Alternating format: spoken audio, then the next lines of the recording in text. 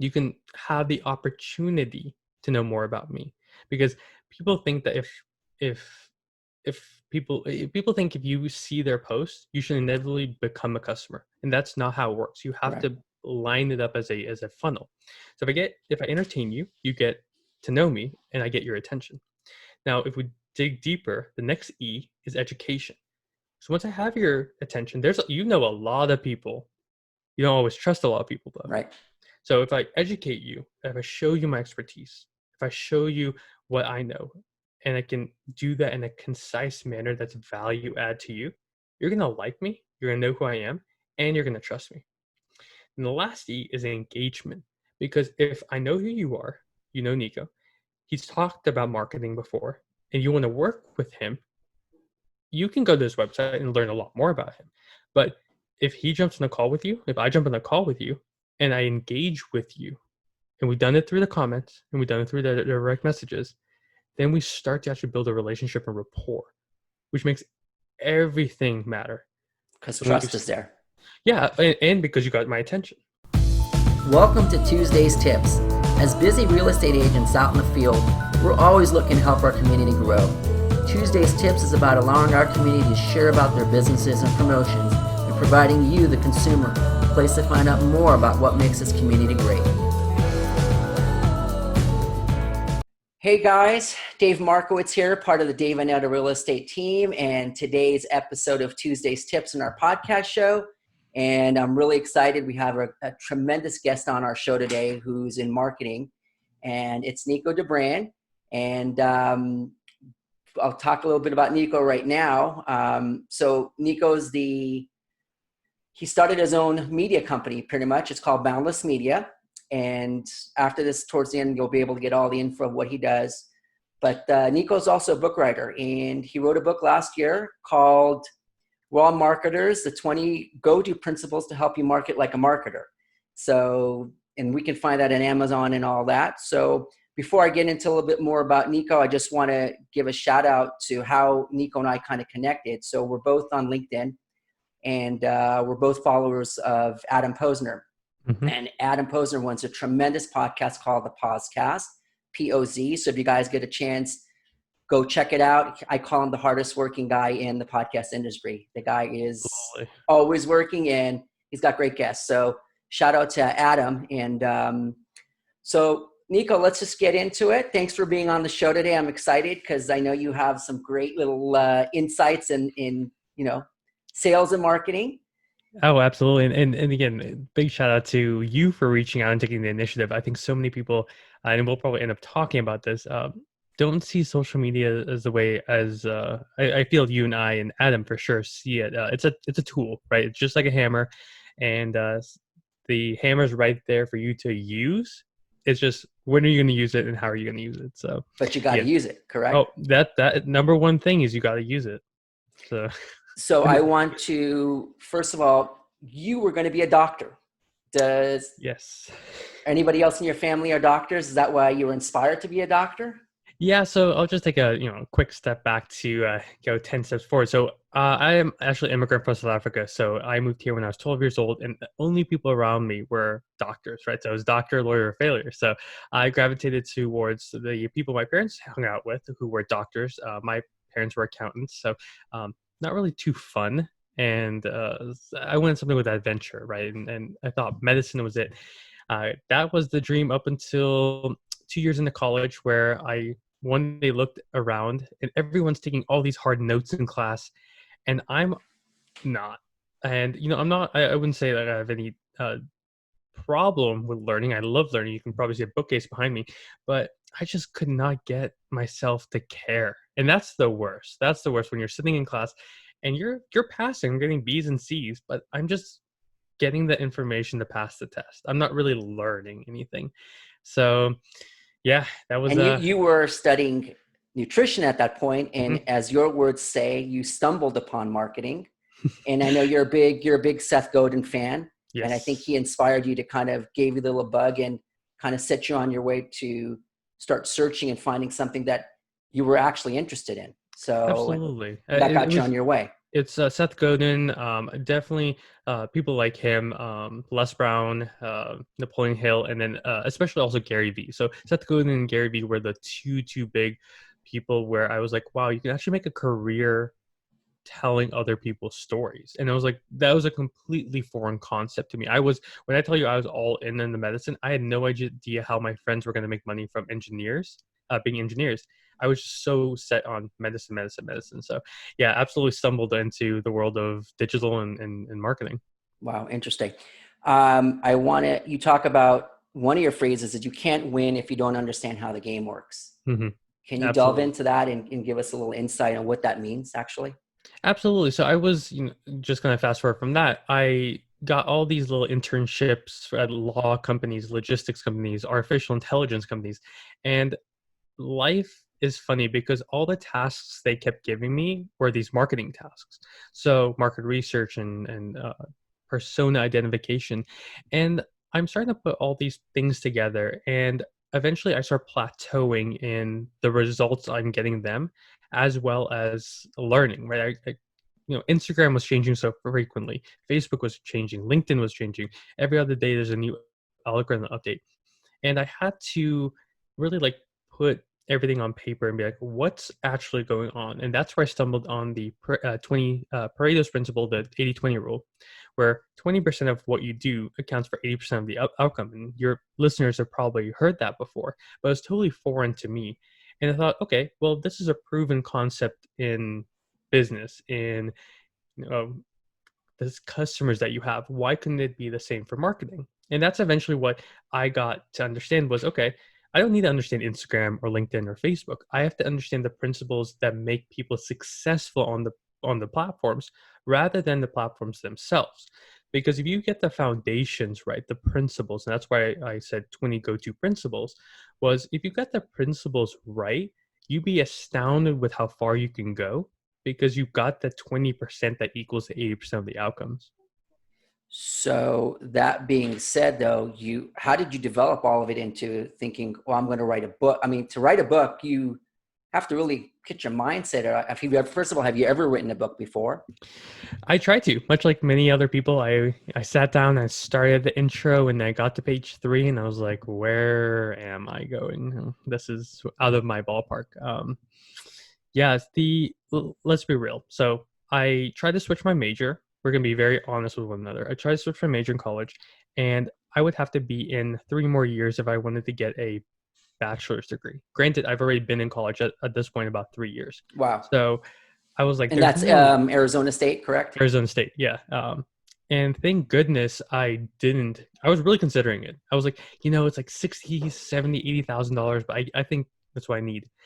And along this time, and this is why it goes back to practice, I was starting to put out my message on LinkedIn. And I happened to connect with a Georgetown professor who his name's Eric Custer, and he's a fantastic professor on the East Coast. And he was starting out this program to help student authors write books. Now, this was very enticing to me because he basically systematized out the book writing process. And it's funny because looking back at it, it's just like going to the gym. If you just follow the directions that your coach gives you, you kind of sometimes get results. So that's, I was putting out all my messages out on LinkedIn and he happened to see it. He was a third connection, requested, and we spoke. And he said, "Hey, what do you want to do?" And I said, I'm at this crossroad. So with 6 months in, before I How old were you graduated, at that point? I had just turned 20 up in that point. 2021, no, 21. I was 21. And Major yeah, life decision. Person wants to be a doctor, and all of a sudden at 20 decides, screw it, I'm doing something else. well, it was That's less. that's major. It is pretty big, but it's a progression to get to that point. But I'll be honest with you, it was less of like let's write a book because we want to be fancy. It's more like I need a job in 6 months because I'm graduating. What's going to get me there? Well, MBA takes 2 years, Hmm. and you need to have a undergrad to get an MBA. So I said, well, books are a great way to do this. And I was already doing all this research on the principles of marketing, but I never found a book that was right for me. I didn't find anything that was written for the non-marketer. It was always someone who had a baseline of understanding on what marketing was. It was never for anyone who was in medicine wanted to get into marketing, or logistics wanted to get into marketing. Right. So he convinced me to take a shot with him, and 9 months after that, I had the book in my hand. 6 months in, I used that as a tool to get me into my first job, and the rest is kind of history with that. So How does Boundless Media intertwine now to all of that with your book? Tell me. yeah, absolutely. So Boundless Media was a idea that I had after getting feedback from the book. So besides being subpar at writing, somehow I was convincing people that, hey, listen, if you understand the basics of marketing, um, you can have tremendous things happen to you and your business. So we had people that start implementing the foundations, like I'm talking basic things like understanding your customer segmentation, experimenting with different platforms, uh, spending time actually with their customers online. People start seeing something. However, it got to that point where working professionals and small business owners didn't have the capacity to scale. So readers would love it and be like, "This is great," and now what? So that's where we started. Just taking clients here and there consulting, and then eventually people were like, "Hey, can you just do this for me?" I was like, "Oh, sure." I guess I got found a company, and Boundless Media, the name purely came from the premise of I don't want people to think that there's a No definite limit. stop. Right. Yep, it's boundless. So, um, Corona's changed some of our plans, but definitely it's probably been the best decision I've ever undertaken is starting a media company. How has Corona changed your plans? That's a great input on that, especially, I mean, now you're out of the house, like, like I am, even though I Mhm. have, this is my green screen, but, we're all working remotely at this point. Do you see clients more in tune to be more receptive to your ideas at this point? Because, Yeah, so I'll tell you the basic premise. So we primer I'll be honest, there's a lot of great agencies out there. And when I was finding my niche in the marketing space, there were two big schools of thought. There are the agencies that have, serviced the top, major 1,500, first, 1,000 companies, 500 companies, Fortune 500s. And there were these small agencies that were helping people get started, or granted, scale when they were so small. There was really no in between. Like there was no agency catering to the person or business that didn't necessarily have the money to hire that very first marketer or that very first agency, right? There was solopreneurs, there were consultants, and there were small business owners who were doing everything by themselves. And there wasn't an agency that kind of stepped in and would help them until that very first hire, or help them until they actually needed to bring in an agency to run their ads and stuff like that. So we found a nice little spot with that. And with that being said, the first couple customers we had were real estate, which is it's funny that we're bringing this up. right. And in uh, the commercial food space, actually. Interesting. So started getting those clients, and then COVID hit, and real estate agents couldn't show their houses. Food production definitely took a toll. So we lost with, and the nice thing is we had most of our clients on the East Coast, so we were prepared when it kind of made Right. its Because way. you guys were lagging. Now you guys are hitting hard in Arizona. Absolutely. So we lost about 50% of our clients within a 3-week period in March, and Wow. that's massive. Even for a small operation like us, I still have staff members I got to take care Correct. of. Well, it also slowed down your momentum as a business. Yeah, absolutely. I think that was a sucker punch for Right. sure. There's no way anyone could have known what was happening. But after kind of picking up the pieces, we decided, okay, I don't want to move into the Fortune 1,000 list. I don't want to go up an even higher clientele. But there has to be solutions for clients that still want. There's still small businesses getting started today, which I love. There's still small businesses operationally Because they're looking viable for today. advantages, Mhm, or I should say looking for needs. What has changed during COVID? It's an idea they can start anything at this point with a mhm. basic idea. And the nice thing is, since we do social media marketing, everyone's on social media. Like you've seen the influx of people to LinkedIn Correct. and to Instagram and to Facebook. So that really played into our wheelhouse. But most customers could not afford the minimum of $1,500 price tag retainer a month for us, right? To manage consult and create their content. So what I did was I went back to, why did I write the book? It was to keep marketing simple, simple for me. So why keep a service so kind of to the very top, to the people who have money? Why not make it cheap?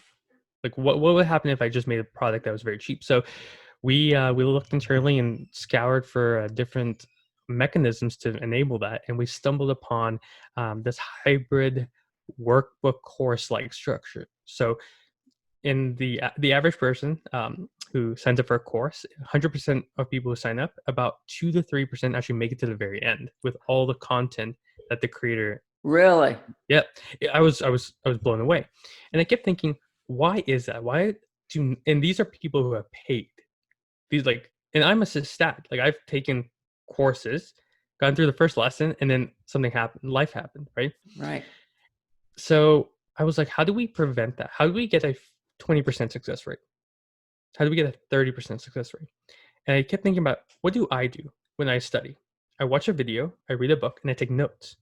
And I put the notes in a way that I can tangibly have a next step, next step, next step. So what we did was we made a course, but shrunk down the 20, 30 minutes down to 5 minutes max, and then had a workflow where, if each question I went through in the video. So it's like, you need to know your customer segmentation because of XYZ.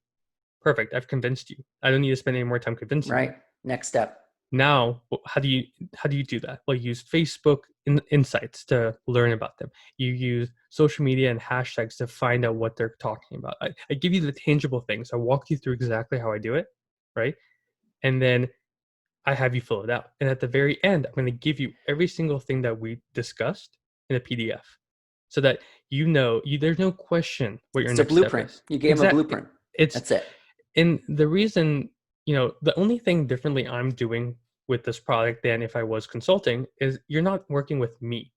And now I'm able to do that at scale and offer email support. So if you have a question, you can still contact me or my team, but you don't have to spend the $50 to $70 an hour Right. to get my time. So you Now, scale as well, and it yep, allows you to pick up new clients, and those other clients are there to say, hey, this definitely works. absolutely. And like I said, the person we're going after is the person who's a go-getter, right? They want to know how to do this. They know that if they put $1 in, they need to get $1.10 out, $1.50 out. They Right. want to make every single dollar work for them, because that's how I am. And So the all hardest of thing is getting that person to the table too. that's Right. and that's why I love social. That's the reason, because conversations like this happen. Like, we did not know each other previous to our interactions online. Correct. We did. And now I'm on your podcast. And now, if I happen, we're going to talk afterwards, we're going to establish rapport. And if Correct. someone even remotely mentions something that I know that you're a pro at, I'm just going to send them to you. And vice versa. And Yeah, that's how it works. And I think, and let me tell you about myself as well in please, terms of please. social. I've done social for many years, but LinkedIn was something for me that I didn't really delve in until COVID started. And I said, you know what, I have all this time now. I'm going to really delve into LinkedIn. And I have Yeah. to tell you that the connections that I've made over the last 3 months are solid connections. And Mhm. Facebook has their own thing. And I think Facebook, people tell you, and excuse my French, they go tell you when they go wipe their ass. But LinkedIn is really, you're becoming a really solid friendship, but business Mhm. wise too. I think the thinking along it, and I know you talk about, especially with LinkedIn, you like to delve into just not hitting a like, correct? We Mhm. talk about delve into conversations, put comments and grow it. Tell me a little bit about your feeling on that, because I know you're Ye- very strong on that. Yeah, so my clients, and actually I would say not even my clients, because I don't really take on clients if they think like this, but the metric I don't care about isn't a like. It's not an impression. It's not anything intangible. I know that people come to me for business results. How do I achieve business results? The only metric I care about is conversation, whether that's a person seeing your post and reaching out to you via email. It's whether it's direct messaging, whether it's commenting, whatever that is. If I can get you as a real estate agent to talk to someone that might be looking for a property, or in the process of finding someone to help them look for a property, I've won.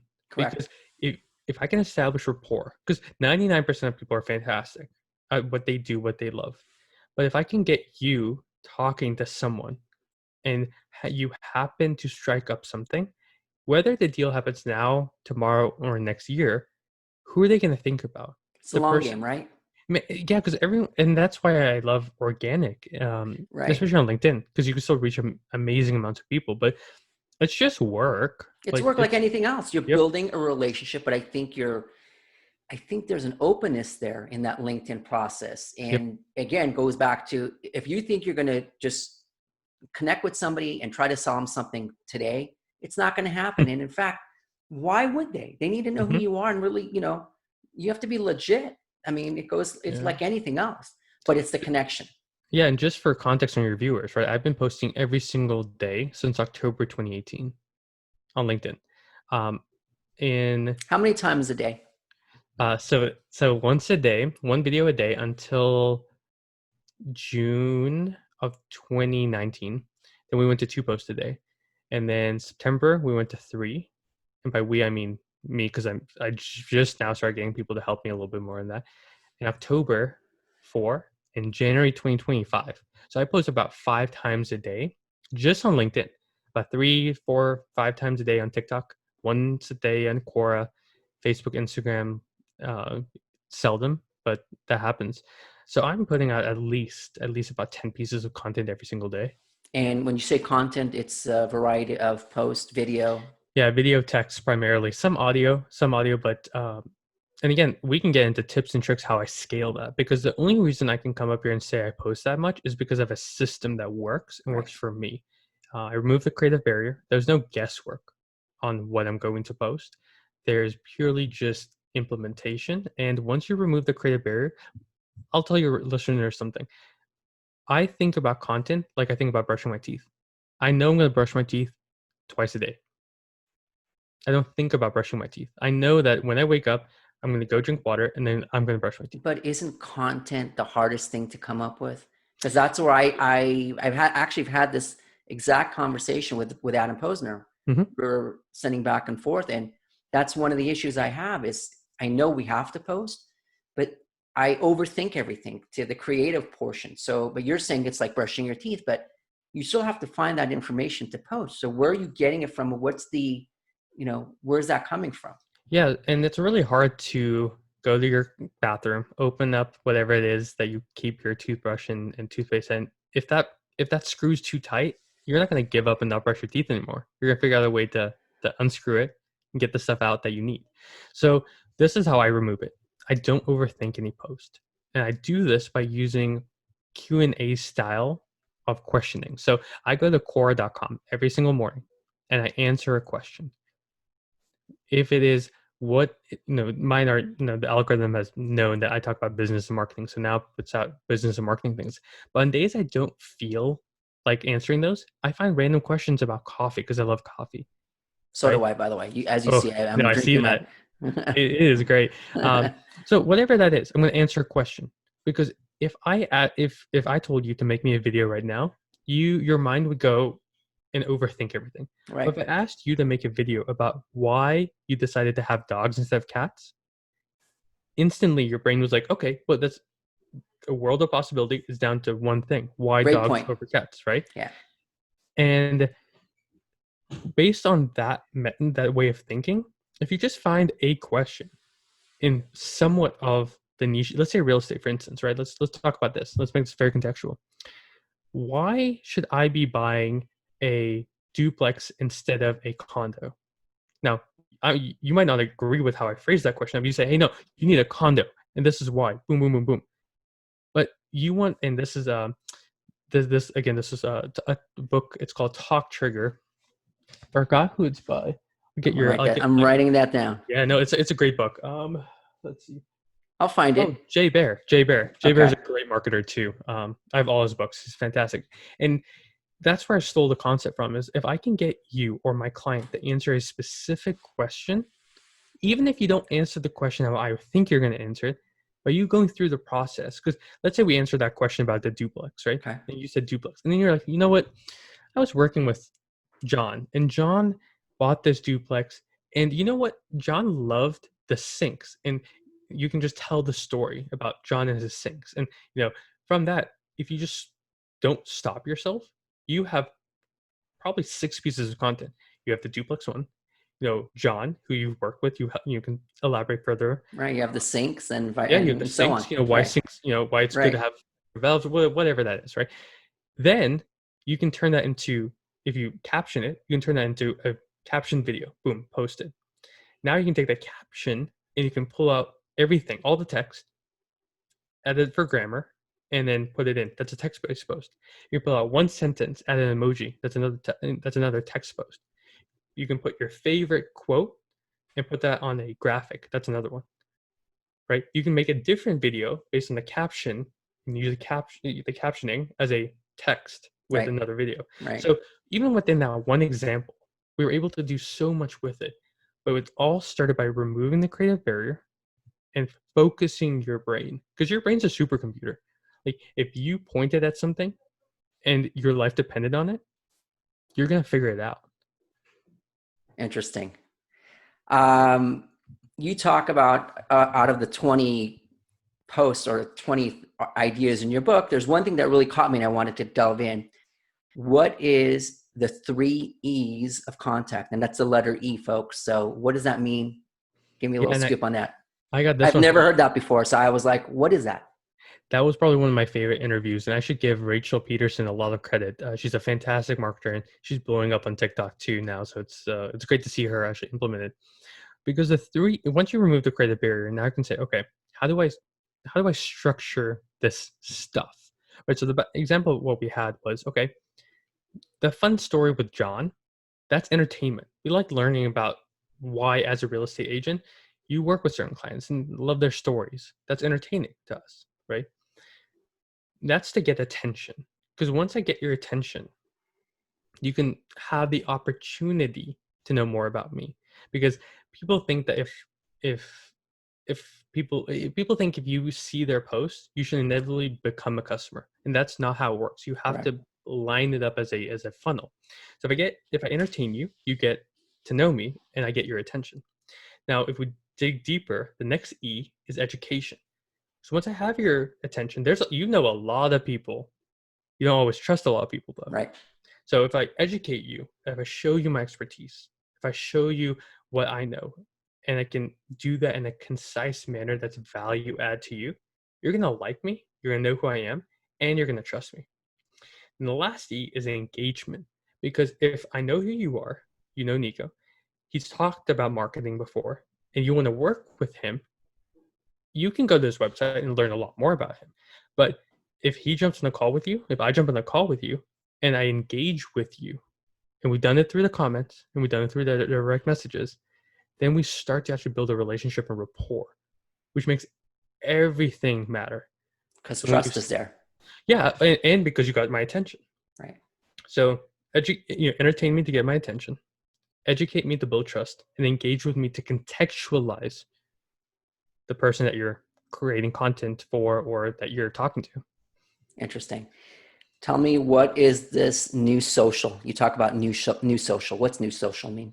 Yeah, new social is once you realize that your decisions are being influenced a lot more about your friends and family online than you realize, you start to see the world a little bit differently. Your readers and your listeners might have heard me talk about Jay Bear and Talk Trigger. Throughout this conversation, they maybe start getting to know me a little bit more. Maybe they trust me. Maybe they go buy the book, right? They better buy the book. I would buy mine on, first. on But Amazon, anyway. people. Amazon. Oh, yes. Appreciate that. And it's 99 cents for a reason. Well, the reason that you do this, right? The reason that you might even consider buying my book is that you've heard me, and maybe you've gone to follow me online, and something just moved you, right? In the old world, you would have 5-6 channels, and if you got an ad in there, you would have 30 to 50% of the US population watching your ad. Since there wasn't that many options for people running ads, you would just go with that. If Armor Hammer was running a commercial or if Pepsi was running a commercial, you might have brand loyalty to Coke. But Right. if you see Pepsi enough, you're going to, oh, I'll try it. Oh, I like them. I'll stay with Right. them. So New Social just says, listen, like social media isn't going away. The platforms might change. There might be a Facebooks or Vines of the world, but there also will always be something because we're not going away. Like the Right. phone's here to stay. And that's why I tell clients, I've been posting every single day on TikTok. And for like 4 months now, and I only have 500, 600 followers.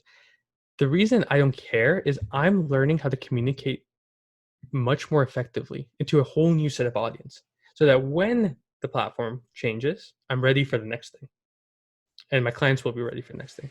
So New Social just says, hey, social media isn't going away. Your friends are going to be on it. Your coworkers are going to be on it. Your acquaintances and your family members are going to be on it. So if you're able to harness and put your message out there, you're going to, for a lot cheaper, be able to impact people's decision making and purchasing. Right. Which ultimately gets you paid in some aspect. So, Absolutely. Well, and here's the thing: people think that they should be posting 5 times a day, once a day, whatever that is. I mean, we all know that situation where you happen to be on Facebook or Instagram or LinkedIn, and someone that you haven't talked to in forever posts something, or maybe they get a new job and it says, congratulate them.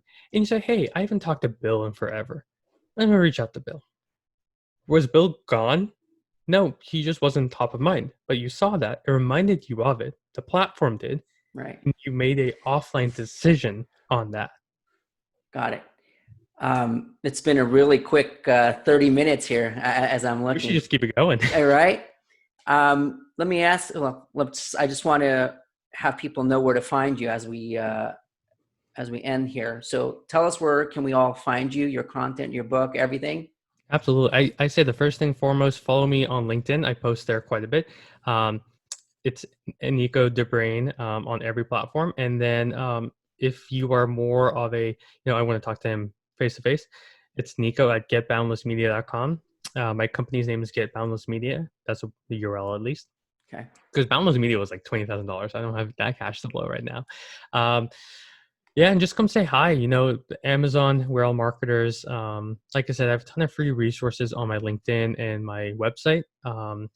If you're interested in products and want to take your social media to the next step, that's where I would recommend people. Or just watch my free content and you'll and read the book. You're always providing value, which is great. Oh, You absolutely. working on any new books coming up at this point that you don't want to talk Yes. about? They say after you write your first book, give it a couple weeks or months and you'll get the itch. And I was like, no, this is painful. This sucks. It's a lot of money. And then 3 or 4 days after, I was like, I should probably think about this. So I'm actually starting a new book called We're All Influencers, Oh, where great. we're interviewing people who are business influencers. They specifically have proven that they can build a personal brand and build their company's brand online. Uh, they've been able to sustain that growth and they've been able to influence their audience to make specific things. So whether it's, we're interviewing someone who rescues dogs, right? That's their whole platform. And the influence there is don't buy puppy mill puppies, buy shelter puppies, right? That's real world Like rescue outcomes. puppies, correct? Exactly, Got it. exactly.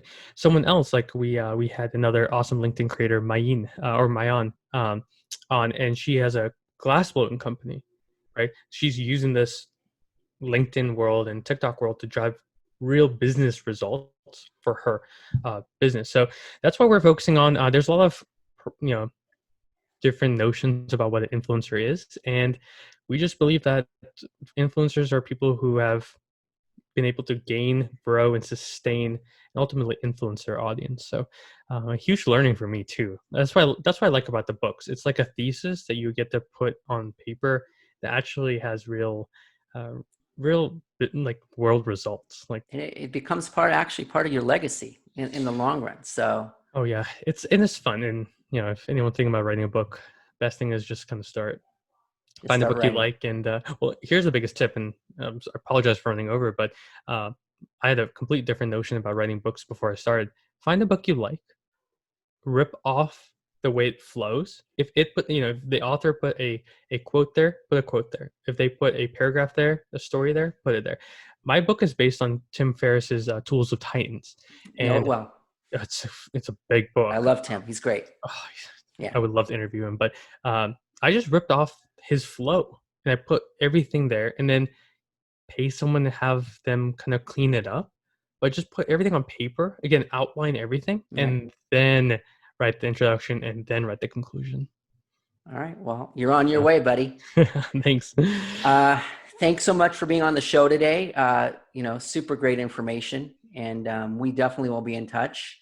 And guys, follow Nico. He knows his stuff, and he's got a lot of value to add. So just, go to the site, check him out, and, connect Make sure with to him. engage with both of us, right? Like it's Oh, yeah, absolutely. sure. You guys can always engage with me, but, We both have gray hair, so it's all I got my noticed it. my COVID haircut this week. Oh, you know So, what? It's all about the fade. It's all fade on the right? back. I don't want to show you the back, so. Oh. Now I want to see it. Yeah. Awesome. All right, Thanks for Nico. listening. You've been awesome. Thanks so much for being on the show. And guys, thanks again for watching and supporting us. And we will see you next time. So take care. Bye, guys. Hey, guys. Thanks again for watching today's episode of Tuesday's Tips. Please reach out and follow us on all our social media. And if you have any real estate needs, please reach out to us. We're Dave and Etta, and we're the Elite Team. Take care, guys. Bye. Bye.